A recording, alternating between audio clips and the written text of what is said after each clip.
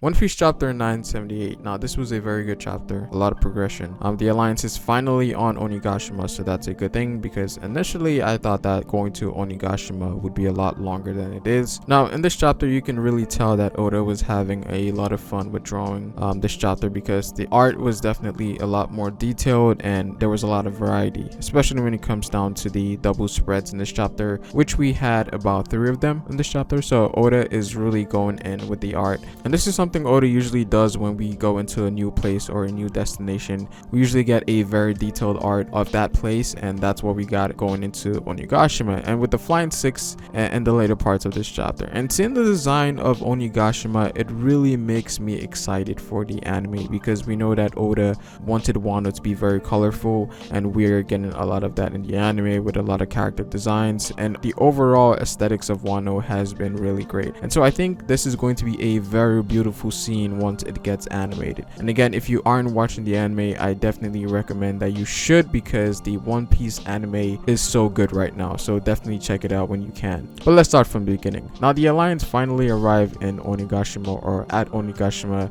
and as I mentioned before, it looks really cool. This scene is something that I will be waiting for in the anime, with the colors and everything. It's going to be a very vibrant experience. You have a lot of these statues of like mythical creatures. I'm assuming you have a giant sword, which could be for one of the numbers, because we know that those guys are sort of like giants, so maybe one of them uses a sword. And obviously the whole place is lit up because Kaido and his crew are having a party with the Shogun. And surprisingly, it seems that they are not alerted of the Straw Hat's presence yet, even though we thought that Kanjuro should have made it to Orochi by now. So it seems that there's more to that when it comes to Kanjuro, because he should have definitely made it to Orochi by now, because he was flying there. So that's very interesting, because Kinemon also points this out. So right now the Straw Hats are in a really good position in terms of the sneak attack that was intended, which is weird because stuff like this, when it comes to Straw Hats, never usually goes as planned, especially when it comes to infiltration. So with this arc, it's the other way around. Now granted, there were some guards on the lookout, but they were easily taken out by Usopp. And here Jinbei basically points out that if they arrive with that many ships in an open place, this could alert Kaido and his crew. And so the plan was that they have to disembark before making it that close, in which they do. And Luffy notices that the ships start to sink, in which Kinemon replies that they need to sink because they aren't going to need the ships to return. And this is basically saying it's do or die, essentially. And now granted, they did hide some of the other ships like the Sunny for obvious reasons, but this is very telling as to what is going to happen in this fight, or I guess the nature of this fight, where people are most likely going to die, because if they don't succeed, there isn't any point in going back, because they have a goal here. Again, Brook also mentions this to be the samurai's determination. Now one of the things we've always questioned was that what was the use of Kinemon's devil fruit ability. We know that he had the ability to change objects into clothing, but ever since Punk Hazard, the use of that fruit has sort of been redundant and kind of useless in most situations that they've been in. But in this chapter, we finally get something important that it can be used for, and that is to camouflage the alliance in the getups of Kaido's pirate crew, which makes it a lot easier for them to blend in. So this was a very smart move on Kinemon's part, because now getting in would be a lot easier. Now granted, Kinemon does mention that they will lose it if they take it off or if it gets damaged, but I feel like this would definitely be enough for the alliance to start a counterattack, as they will not need it when they do get in battle. But it's definitely going to make things a lot easier, because there might be confusion on Kaido's side of things, whereas they don't know who's real or fake. So that's going to add in, it's going to give the alliance a better position to fight. Now here we get back to Kaido's side of things, and obviously we have Queen, who is sort of the commentator of the party. Again, this would be a very good scene in the anime. Maybe we do get like a musical that we got for the underworld bosses. You know, that would be great.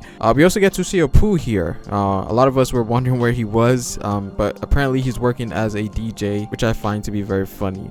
We had the subdivisions of Kaido's crew here as well, the waiters and the pleasurers and the gifters, and as well as a new subdivision that we haven't heard about, which is the Shinuchi. And these guys are supposedly like the gifters, but they seem to be much more powerful.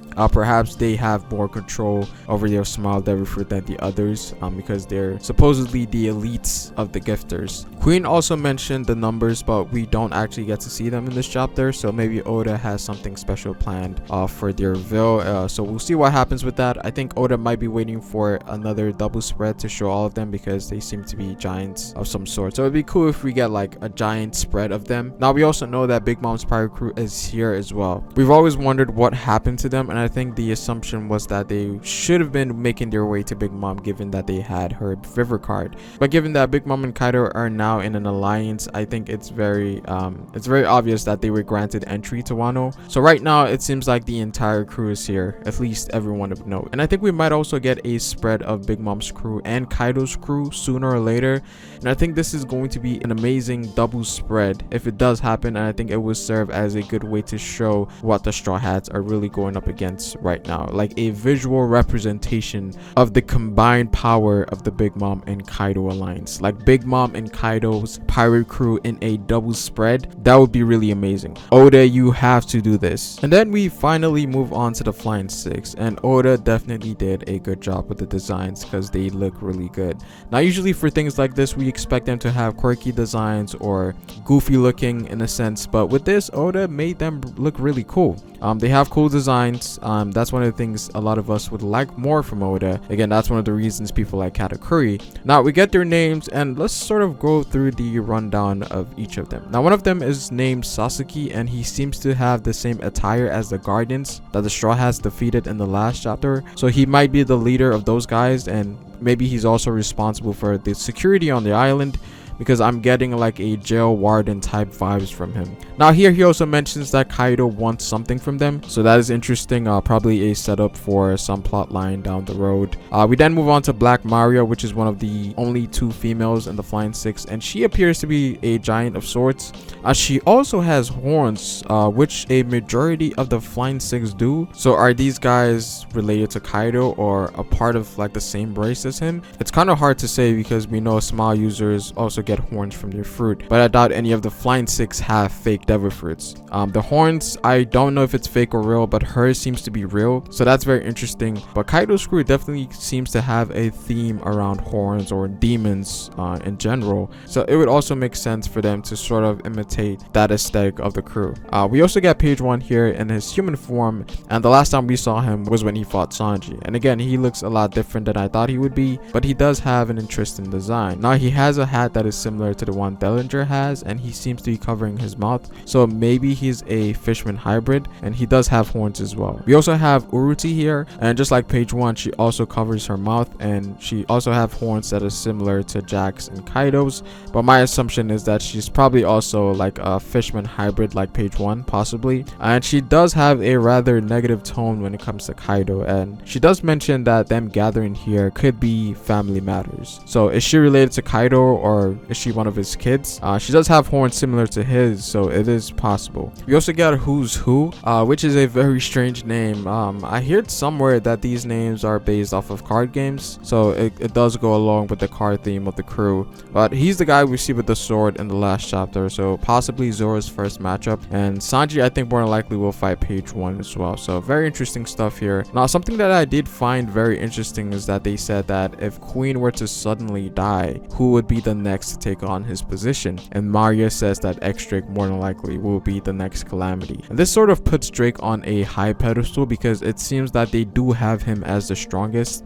and this sort of puts X-Drake on commander level, possibly second commander level. And I've always had Drake as the third strongest supernova, so my headcanon is looking kind of good right now, and it makes some sense because people have Luffy and Kid at first commander level, and I think Law and X-Drake are probably just below that, being, you know, second commander level. So it is very possible that X-Drake is pretty strong, even though people don't value Zoans to be that top tier. But again, we haven't seen all there is to Zoans, especially ancient types, so it was definitely great to see X-Drake get some form of hype because I think he's one of the more interesting supernovas. So when it comes to the Flying Six, I'm definitely invested in what these guys have to offer, and it seems that they are under the Calamities in terms of reputation and strength in the crew, and they also seem to be related to Kaido in some way.